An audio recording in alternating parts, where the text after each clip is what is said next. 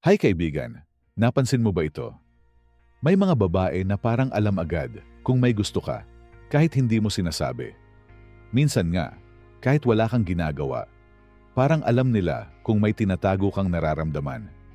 Pero alam mo bang, higit pa ron, maraming bagay ang napapansin ng babae sa isang lalaki kahit hindi mo binabanggit.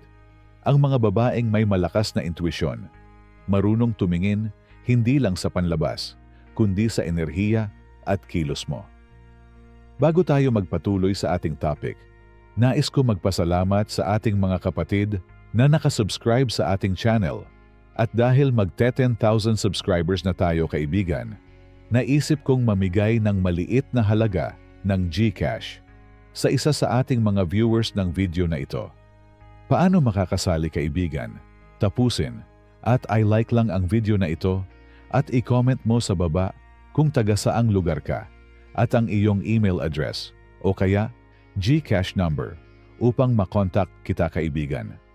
Pipili ako ng isa sa ating comment section at i-announce ko sa next na video kung sino ang napili natin na makakatanggap ng maliit na pasasalamat.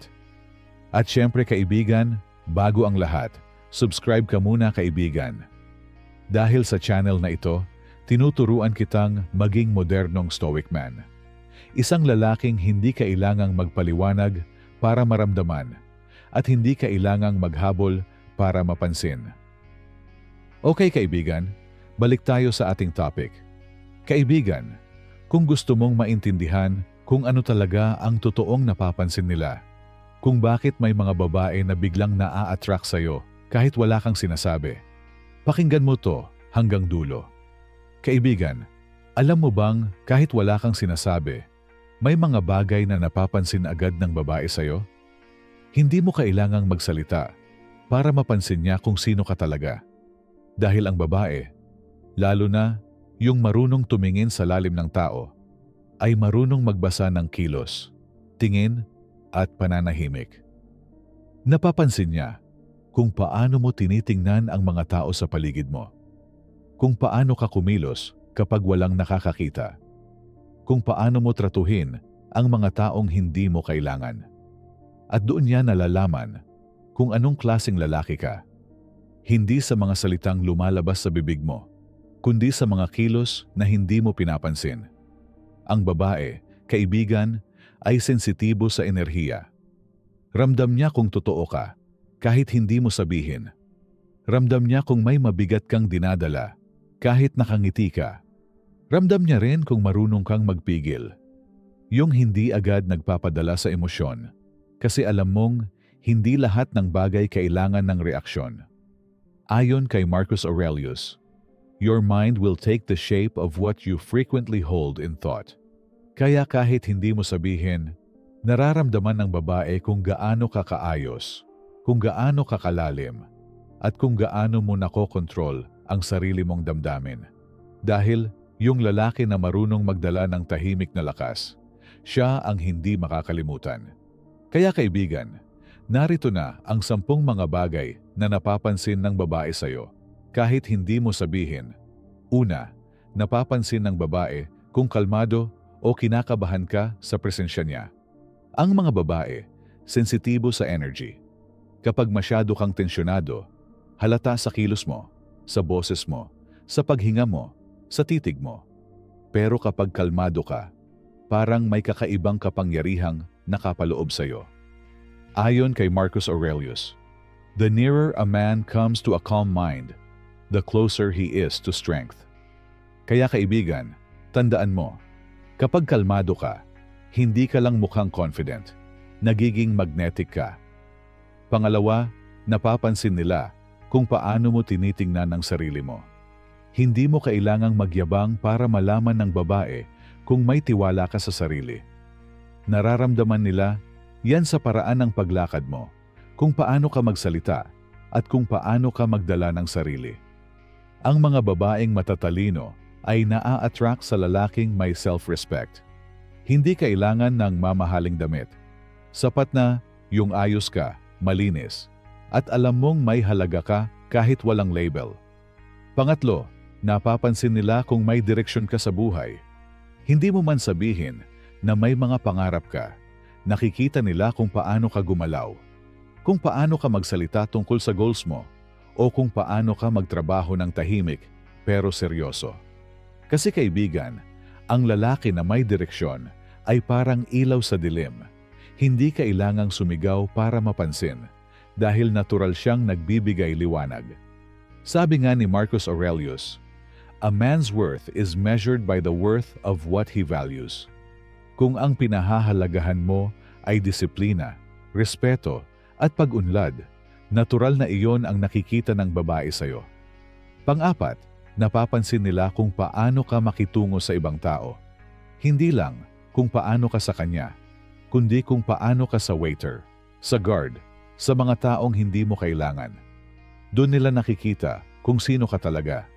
Ang lalaking marunong gumalang sa lahat ay lalaking mahirap kalimutan. Kasi kahit tahimik siya, mararamdaman mong totoo. Panglima, napapansin ng babae kung may emotional control ka.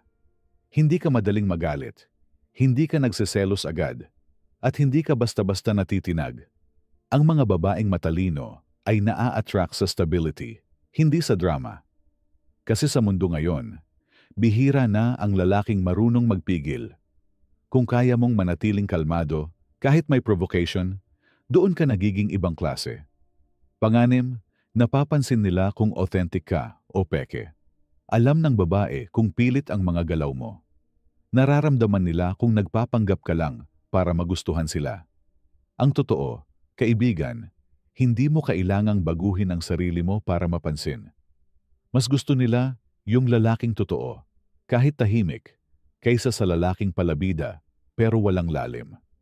Pampito, napapansin nila kung paano ka makinig. Hindi mo kailangang maraming sabihin. Minsan, sapat na yung nakikinig ka ng buo. Yung titig mo, nagsasabing, naiintindihan kita. Yung presensya mo, nagbibigay ng comfort. At doon, nagsisimula ang koneksyon na mas malalim kaysa sa salita. Pampwalo, napapansin nila kung may passion ka sa ginagawa mo. Ang mga babae, naa-attract sa apoy ng lalaki. Yung may layunin, may sigla, at may pangarap. Hindi dahil gusto nilang sakyan ang tagumpay mo, kundi dahil gusto nilang maramdaman yung lakas ng loob mo. Ang passion mo, kaibigan, ay parang amoy ng usok, hindi nakikita, pero naaamoy kahit saan ka pumunta. Pangsyam, napapansin nila kung may integridad ka. Kung sinasabi mo bang gagawin mo, at talagang ginagawa mo. Kung tumutupad ka sa salita mo, kahit walang nakatingin. Yan ang klase ng ugali na hindi kailanman naluluma. At yan din ang dahilan kung bakit ka tumatatak. Pang-10, napapansin nila kung masaya ka kahit mag-isa. Kapag hindi mo kailangan ng validation o atensyon para maging buo, doon ka nagiging pinakakaakit-akit. Kasi ang lalaking payapa sa loob ay bihira. At yung kapayapaang yon, kaibigan, nakakahawa. Sabi nga ni Marcus Aurelius, "Nowhere can man find a quieter or more untroubled retreat than in his own soul."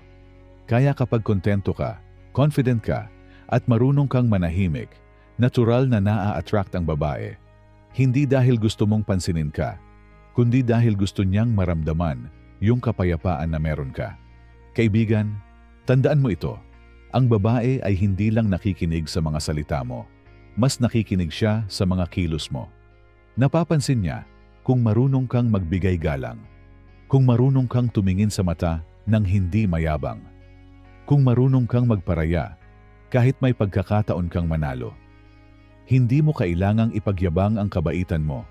Nakikita niya yan. Hindi mo kailangang ipaliwanag kung bakit tahimik ka. Naiintindihan niya yan. At hindi mo kailangang ipilit ang sarili mo.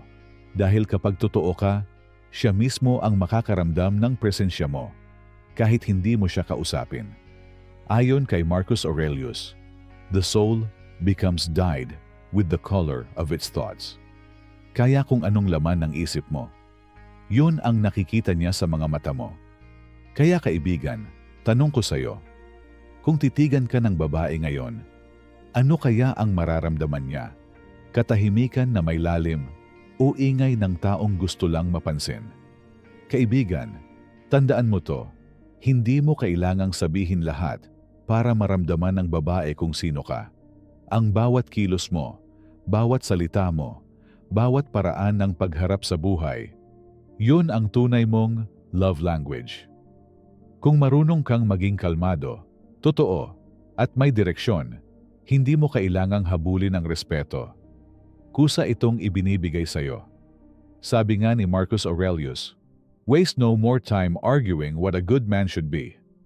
Be one, kaya huwag mong isipin kung ano ang gusto ng babae.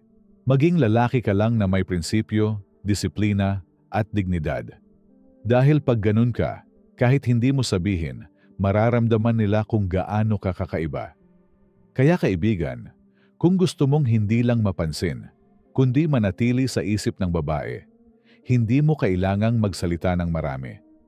Kailangan mo lang ipakita kung sino ka talaga at hayaan mong maramdaman niya ang lakas ng presensya mo kahit wala kang ginagawa.